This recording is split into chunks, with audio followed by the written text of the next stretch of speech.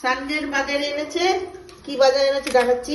এই যে ইলিশ মাছ ডিমওয়ালা, আর এই যে মাথা আছে হাফ, আর সাথে আছে এই যে লুকা, লুকাই তো বলে। আর সাইজ দেখো, ইলিশ মাছের সাইজগুলো বেশ বড় বড় এনেছে, তাই না? আর এনেছে হচ্ছে চিকেন। এই দেখো চিকেন আছে। এই এই দেখ মুখ দিচ্ছে। এটা চিকেন এনেছে। চর্বি, এই মারবো, দেখো ভিডিও করতে দেয় আমাকে। এই দেখ বসে আছে। এই যে এনেছে চিকেন, আর সাথে আছে এই যে লোটে মাছ।